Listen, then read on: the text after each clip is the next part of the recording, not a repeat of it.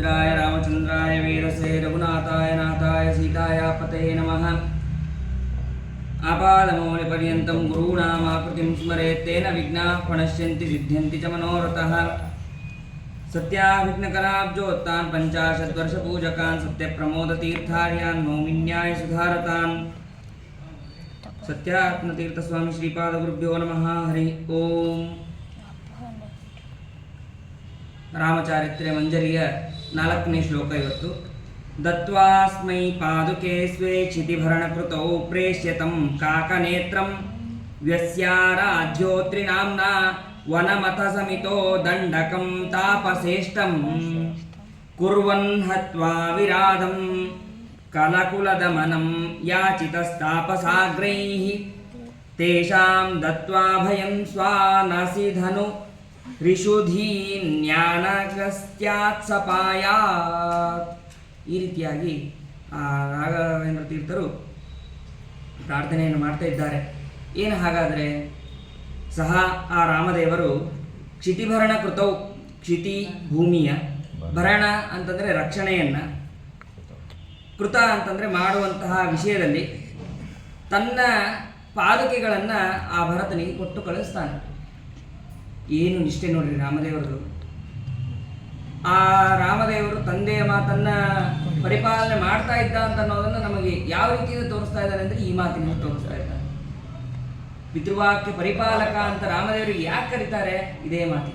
ಅವನು ಬರ್ಬೋದಿತ್ತು, ತಂದೆ ಮರಣ ಹೊಂದಾಯಿತು, ಮರಣ ಹೊಂದಾದ್ಮೇಲೆ ಇನ್ನೇನು ಕೆಲಸ ಇಲ್ಲ, ಹಾಗಾಗಿ ಅವನು ಬಂದು ರಾಜ್ಯವನ್ನು ಆಳ್ಬೋದಾಗಿತ್ತು. ಆದರೆ ತಂದೆಗೆ ಕೊಟ್ಟ ಮಾತು ಮುಖ್ಯ.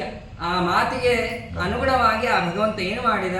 ನಾನು 14 ವರ್ಷ ತನಕ ನಾನು ಎಲ್ಲೆಲ್ಲೆಲ್ಲೂ ಬರೋದಿಲ್ಲ, ಹಾಗಾದರೆ ನೀನು ಬರೋ ತನಕ ನಾನು ಹೋಗೋದಿಲ್ಲ ಅಂಥೇಳಿ ಭರತನು ಕೂಡ ಅವನು ಅಲ್ಲೇ ಕುಳಿತ. ಹಾಗೆ ಮಾಡಬಾರ್ದು. ನಾ ಇಲ್ಲದಿದ್ರೂ ಪರವಾಗಿಲ್ಲ, ನೀನು ಅಲ್ಲಿ ಹೋಗಿ ಎಲ್ಲ ಜನರನ್ನು ನೀನು ನೋಡ್ಕೋಬೇಕು, ಎಲ್ಲ ತಾಯಂದ್ರನ್ನು ಕೂಡ ನೀನು ನೋಡ್ಕೋಬೇಕು, ಅವರನ್ನೆಲ್ಲರನ್ನು ಕೂಡ ನೀನು ರಕ್ಷಣೆ ಮಾಡಬೇಕು, ಹಾಗಾಗಿ ನೀನು ಹೋಗಬೇಕು ಅಂತ ಹೇಳಿ ರಾಮದೇವರು ಕಳಿಸ್ತಾರೆ. ಕಳಿಸ್ಬೇಕಾದ್ರೆ ಭರತ ಸುಮ್ಮನೆ ಹೋಗೋದಿಲ್ಲ. ನನಗೆ ನಾನು ಪಟ್ಟಾಭಿಷೇಕನಾಗಿ ನಾನು ರಾಜ್ಯದಲ್ಲಿ ಸರ್ವತಾ ಕೂಡೋದಿಲ್ಲ, ನನ್ನನ್ನು ನೀನು ಕೂಡಿಸ್ಬೇಕು ಅಂತಂದರೆ ನಿನ್ನ ಪಾದಕೆಯನ್ನು ಕೊಟ್ಟು ಕಳಿಸು. ಆ ಪಾದಕೆಯನ್ನು ಕೊಟ್ಟರೆ ಮಾತ್ರ ಆ ಪೀಠದಲ್ಲಿ ನನ್ನ ಪೀಠದಲ್ಲಿ ನಿನ್ನ ಪಾದಕೆಯನ್ನು ಇಟ್ಟು ಅದೇ ರಾಜ್ಯ ಭಾರ ಮಾಡುವ ಹಾಗೆ ನಾನು ಮಾಡ್ತೇನೆ ಅಂತ ಹೇಳಿ ಭರತ ಪ್ರಾರ್ಥನೆ ಮಾಡ್ತಾನೆ. ಆ ಪ್ರಾರ್ಥನೆಗೆ ಅನುಗುಣವಾಗಿ ರಾಮದೇವರು ತನ್ನ ಪಾದಕೆಯನ್ನು ಕೊಟ್ಟು ಕಳಿಸ್ತಾನೆ. ಅದಾದ ಮೇಲೆ ಒಬ್ಬ ಅಸುರ, ಯಾರು ಅಂತಂದರೆ ತುರಗ ಅಂತನ್ನುವಂತಹ ಅಸುರ. ಅವನಿಗೆ ವಾಯಸ ಅಂತನೂ ಕರೀತಾರೆ. ಅಂದರೆ ಕಾಗೆಯ ಕಣ್ಣಿನಲ್ಲಿ ಇರ್ತಾನೆ. ಅಷ್ಟೇ ಅಲ್ಲ, ಅವನಲ್ಲಿ ಜಯಂತನ ಆವೇಶ ಇರುತ್ತೆ. ಜಯಂತ ಯಾರು ಅಂತಂದರೆ ಇಂದ್ರದೇವರ ಮಗ. ಆ ಇಂದ್ರದೇವರ ಮಗ ಅವನು ಅಸುರಾವೇಶದಿಂದ ಅಸುರನಲ್ಲಿ ಸೇರಿರ್ತಾನೆ, ಕಾಗೆಯ ಕಣ್ಣಿನಲ್ಲಿ ಸೇರಿರ್ತಾನೆ. ಆ ಕಾಗೆಯ ಕಣ್ಣಿನಲ್ಲಿರುವಂತಹ ಅಸುರನನ್ನು ಭಗವಂತ ಏನು ಮಾಡ್ತಾನೆ? ಸಂಹಾರ ಮಾಡ್ತಾನೆ. ಸಂಹಾರ ಮಾಡಲಿಲ್ಲ ಅಂತಂದರೆ ಏನಾಗ್ತಿತ್ತು ಅಂತಂದರೆ ಎರಡು ಕಣ್ಣು ಕಾಣಿಸ್ತಾ ಇತ್ತು. ಕಾಗೆಗಳಿಗೆ 2 ಕಣ್ಣು ಕಾಣಿಸ್ತಾ ಇತ್ತು. ಈಗೂ ಏನಾದರೂ ಕಾಗೆಗಳಿಗೆ 2 ಕಣ್ಣು ಕಾಣಿಸ್ತಾ ಇತ್ತು ಅಂತಂದರೆ ನಮಗೂ ಕೂಡ ಅಸುರರ ಕಾಟ ನಮಗೂ ತೊಂದರೆ ಆಗ್ತಾ ಇತ್ತು. ಭಗವಂತ ಸಂಹಾರ ಮಾಡುವ ಒಂದೇ ಒಂದು ಹುಲ್ಲು ಕಡ್ಡಿಯಿಂದ ಕಾಗೆ ಕಣ್ಣಿಗೆ ಚುಚ್ಚುತ್ತಾನೆ, ಅದು ಸಂಹಾರ ಆ ಅಸುರ ಸಂಹಾರ ಆಗ್ತಾನೆ. ಅದರಿಂದ ಏನು ಮಾಡದ? ಆ ಅಸುರನನ್ನು ಸಂಹಾರ ಮಾಡುವ ಮುಖಾಂತರ ಆ ಕಾಗೆಗೆ ಒಂದೇ ಕಣ್ಣನ್ನು, ಅವತ್ತಿನಿಂದ ಒಂದೇ ಕಣ್ಣಾಯಿತು. ಅಲ್ಲಿ ತನಕ 2 ಕಣ್ಣಿತ್ತು, ಅಲ್ಲಿ ಅವತ್ತಿನಿಂದ ಒಂದೇ ಕಣ್ಣಾಗುವ ಹಾಗೆ ಭಗವಂತ ಮಾಡಿದ. ಅದಾದ ಮೇಲೆ ಇಷ್ಟು ದಿವಸ ಚಿತ್ರಕೂಟದಲ್ಲಿ ಇದ್ದ. ಆ ಚಿತ್ರಕೂಟದ ನಂತರ ಅತ್ರಿ ಋಷಿಗಳ ಆಶ್ರಮಕ್ಕೆ ಹೋಗ್ತಾನೆ. ಅಲ್ಲಿ ಅತ್ರಿ ಋಷಿಯಿಂದ ವಿಶೇಷವಾಗಿ ಪೂಜಿತನಾಗ್ತಾನೆ. ಅದಾದ ಮೇಲೆ ದಂಡಕಾರಣ್ಯವನ್ನು ಕುರಿತು ಅವನು ಅಲ್ಲಿಗೆ ಹೋಗ್ತಾನೆ. ಅಲ್ಲಿ ಹೋಗಿ ತಾಪಸ ಋಷಿಗಳಾದಂತಹ ಶರಭಂಗ ನಾಮಕರಾದಂತಹ ಋಷಿಗಳಿಗೆ ಅವರಿಗೆ ಇಷ್ಟಪ್ರದವಾದಂತಹ ರೂಪವನ್ನು, ಯೋಗ್ಯವಾದಂತಹ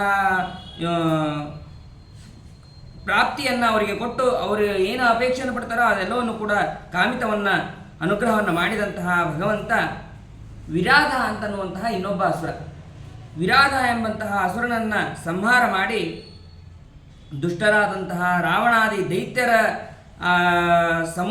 ಸಮೂಹದ ನಿಗ್ರಹಕ್ಕಾಗಿ ಅವನೇನು ಮಾಡ್ದ, ತಾಪಸಾಗ್ರಹಿ ಋಷಿಶ್ರೇಷ್ಠರಿಂದ ಪ್ರಾರ್ಥಿತನಾಗಿ ಅವರುಗಳಿಗೆ ಆಶ್ವಾಸನೆಯನ್ನು ಕೊಟ್ಟು ತನ್ನವರಾದಂತಹ ತನ್ನದೇ ಆದಂತಹ ಏನಂತಾರೆ ಆಯುಧಗಳನ್ನು ಅವನು ಆ ಋಷಿಗಳಿಂದ ಇಸ್ಕೊತಾನೆ. ಯಾವುದ್ಯಾವುದನ್ನು ಇಸ್ಕೊಂಡ ಅಂತಂದರೆ ಖಡ್ಗ, ಧನಸ್ಸು ಮತ್ತು ಬತ್ತಳಿಕೆ, ಆ ಬಾಣ ಇಟ್ಕೊಳ್ಳೋದಕ್ಕೆ ಬತ್ತಳಿಕೆ, ಇವೇ ಮೊದಲಾದವುಗಳನ್ನು ಅಗಸ್ತ್ಯ ಋಷಿಗಳಿಂದ ಅವನು ಪಡೆದಂತಹ ರಾಮದೇವರು ಪಾಯಾತ್ ನಮ್ಮನ್ನು ರಕ್ಷಣೆ ಮಾಡಲಿ ಅಂತ ಈ 4ನೇ ಶ್ಲೋಕದಲ್ಲಿ ಪ್ರಾರ್ಥನೆ ಮಾಡ್ತಾ ಇದ್ದಾರೆ. ಮತ್ತೆ ಇನ್ನೊಂದು ಶ್ಲೋಕವನ್ನು ಕೂಡ ತಿಳಿಯೋಣ. ಆಸೀನ ಪಂಚವಟ್ಯಾಂ ಅಕುರತ ವಿಕೃತಾಂ ರಾಕ್ಷಸೀಂ ಯೋದ್ವಿಸಪ್ತ ಕ್ರವ್ಯಾದನ್ಯ ಅನಪ್ಯನೇಕಾನಥ ಕರಮವಧಿ ದೂಷಣಂಚ ತ್ರಿಶೇಷಂ ಮಾರೀಚಂ ಮಾರ್ಗರೂಪಂ ದಶವದನ ಹೃತಾಮಾಕೃತಿಂ ಭೂಮಿಜಾಯಾಃ ಅನ್ವಿಷ್ಯನ್ನಾರ್ತಗೃದ್ರಂ ಸ್ವಗತಿಮತನಯನ್ ಮಾಮವೇತ್ ಘ್ನನ್ ಕಬಂಧಂ. ಯಾವ ರಾಮದೇವರು ಪಂಚವಟಿ ನಾಮಕವಾದಂತಹ ಪುಣ್ಯ ಭೂಮಿಯಲ್ಲಿ ಇದ್ದರೋ ಆ ಸಮಯದಲ್ಲಿ ರಾಕ್ಷಸಿಯಾದಂತಹ ಶೂರ್ಪಣಖಿ ಬರ್ತಾಳೆ. ಆ ಶೂರ್ಪಣಖಿಗೆ ಬಂದು ರಾಮದೇವರಿಗೆ ವಿಪರೀತ ತೊಂದರೆಯನ್ನು ಕೊಡ್ತಾಳೆ. ಬರೀ ರಾಮದೇವರಿಗಲ್ಲ, ಲಕ್ಷ್ಮಣ ದೇವರಿಗೂ ನೀನು ನನ್ನನ್ನು ಮದುವೆ ಆಗು ಅಂತ ಹೇಳಿ ಅನೇಕ ವಿಧವಾದಂತಹ ತೊಂದರೆಯನ್ನು ಕೊಟ್ಟಾಗ ಆ ಶೂರ್ಪಣಖಿಯನ್ನು ವಿಕೃತಾಂಗಿ, ವಿಕಾರ ಅಂದರೆ ಮೊದಲೇ ಅಂಗ ಸರಿ ಇರೋದಿಲ್ಲ ರಾಕ್ಷಸರದು, ಆ ಇನ್ನಷ್ಟು ವಿಕಾರವನ್ನಾಗಿ ಮಾಡಿ ಅವನು ಭಗವಂತ ಮಾಡ್ತಾನೆ. ಅದಾದ ಮೇಲೆ 14 ಸಂಖ್ಯಾಕರಾದಂತಹ ಅನ್ನೋದನ್ನು ತಿಳಿಸೋದಕ್ಕೆ ರಾಯನೇನು ಮಾಡಿದ್ರು, ದ್ವಿಸಪ್ತ ಅಂತ ಹೇಳಿದ್ರು. ಚತುರ್ದಶ ಅಂತ ಹೇಳಬೇಕಾಗಿತ್ತು, ಅಲ್ಲಿ ಸಪ್ತದ 2 ಅಂದರೆ 7ರ 2 ಅಂದರೆ 14 ಅಂತ ಅನ್ನೋದನ್ನ ಇಲ್ಲಿ ತಿಳಿಸ್ತಾರೆ. ಅಂತಹ 14 ಸಂಖ್ಯಾಕರಾದಂತಹ ಪ್ರಧಾನ ರಾಕ್ಷಸರುಗಳನ್ನು ಕೂಡ ಮತ್ತೆ ಅಷ್ಟೇ ಅಲ್ಲದೆ ಅನೇಕ ಬಹುಸಂಖ್ಯಾಕ, ಅನೇಕ ವಿಧವಾದಂತಹ ಬಹಳ ಸಂಖ್ಯಾಕರಾದಂತಹ ರಾಕ್ಷಸರನ್ನು ಕೂಡ, ಮತ್ತೆ ಅಷ್ಟೇ ಅಲ್ಲದೆ ಕರ ಎಂಬಂತಹ ರಾಕ್ಷಸ, ಮತ್ತೆ ದೂಷಣ ಎಂಬಂತಹ ರಾಕ್ಷಸ, ಮತ್ತೆ ತ್ರಿಶೀರ್ಷ ಅಂತನ್ನುವಂತಹ ರಾಕ್ಷಸ, ಇವರೆಲ್ಲರನ್ನೂ ಕೂಡ ಯಾರು ಸಂಹಾರ ಮಾಡಿದರೋ ಅಷ್ಟೇ ಅಲ್ಲ, ಈ ಮಾರ್ಗರೂಪದಲ್ಲಿ ಬಂದಂತಹ ಮಾರ್ಗರೂಪಧಾರಿಯಾದಂತಹ, ಮಾರ್ಗ ಅಂದರೆ ಯಾವುದು, ಜಿಂಕೆ, ಮೃಗ ಸಂಬಂಧಿ ಮಾರ್ಗ, ಆ ಮಾರ್ಗ ರೂಪಧಾರಿಯಾದಂತಹ ಜಿಂಕೆಯ ವೇಷದಲ್ಲಿ ಬಂದಂತಹ ಮಾರೀಚನ ರಾಕ್ಷಸನ್ನು ಕೂಡ ಯಾರು ಸಂಹಾರ ಮಾಡಿದರೋ 10 ತಲೆ 10 ಮುಖ ಇರುವಂತಹ ರಾವಣನಿಂದ ಅಪಹರಿಸಲ್ಪಟ್ಟ ಅಂದರೆ ಅಪಹಾರವನ್ನು ಮಾಡಿದಂತಹ ಆ ಸೀತಾದೇವಿಯ ಪ್ರತಿಕೃತಿಯನ್ನ ಹುಡುಕುವ ನಟನೆಯನ್ನು ಮಾಡುವವನಾಗಿ ಅವನೇನು ಮಾಡದ, ಬಹಳವಾಗಿ ಒದ್ದಾಡ್ತಾ ಇರುವಂತಹ ಯಾವುದು ಜಟಾಯು, ಆ ಜಟಾಯುವನ್ನು ಸ್ವಗತಿಂ ತನಗೆ ಆ ಜಟಾಯುವಿಗೆ ಯೋಗ್ಯವಾದಂತಹ ಗತಿಯನ್ನ ಅಥವಾ ನಿಜ ಪದಂ ಅಂದರೆ ತನ್ನ ಪದವಿಯನ್ನ ಆ ಜಟಾಯುವಿಗೆ ಕೊಡುವವನಾಗಿ ಕಬಂಧ ನಾಮಕನಾದಂತಹ ರಾಕ್ಷಸನನ್ನ ಸಂಹಾರ ಮಾಡಿದಂತಹ ರಾಮಚಂದ್ರ ದೇವರು ನನ್ನನ್ನು ಅವೇ ರಕ್ಷಣೆ ಮಾಡಲಿ ಅಂತ ಹೇಳಿ ರಾಯರು ಅದ್ಭುತವಾಗಿ ಪ್ರಾರ್ಥನೆಯನ್ನು ಮಾಡ್ತಾ ಇದ್ದಾರೆ. ನಾವು ರಾಮಾಯಣವನ್ನು ತಿಳಿಯೋದಕ್ಕೆ ಬಹಳ ಕಷ್ಟಪಡಬೇಕು, ಅದರ ಮಹಿಮೆ, ಅದರಲ್ಲಿ ಬಹಳಷ್ಟು ಗುಣಗಳಿದೆ. ಅದು ಕಷ್ಟ ಅಂತ ಹೇಳಿ ಶ್ರೀಮದಾಚಾರ್ಯರು ನಮಗೋಸ್ಕರ ಏನು ಮಾಡಿದ್ರು, ತಾತ್ಪರ್ಯ ನಿರ್ಣಯ ಅಂತನ್ನುವಂತಹ ಗ್ರಂಥದಲ್ಲಿ ಎಲ್ಲವೂ ಕೂಡ ನಿರ್ಣಯಾತ್ಮಕವಾಗಿ ಅವರು ಮಾಡಿದರು. ನಾವು ಅದನ್ನೂ ಕೂಡ ಓದೋದಕ್ಕೆ ಕಷ್ಟ ಅಂತ ಹೇಳಿ ರಾಯರು ಸಂಕ್ಷೇಪವಾಗಿ ಈ ಶ್ಲೋಕಗಳಲ್ಲಿ ತಿಳಿಸ್ತಾ ಇದ್ದಾರೆ. ಅಂತಹ ರಾಮದೇವರು ನಮ್ಮನ್ನ ಯಾವಾಗಲೂ ಕೂಡ ರಕ್ಷಣೆ ಮಾಡಲಿ ಅಂತ ಅನ್ನೋದನ್ನ ಪ್ರಾರ್ಥನೆ ಮಾಡ್ತಾ, ಹರೇ ನಮಃ, ಶ್ರೀಕೃಷ್ಣ ಅರ್ಪಣಮಸ್ತು.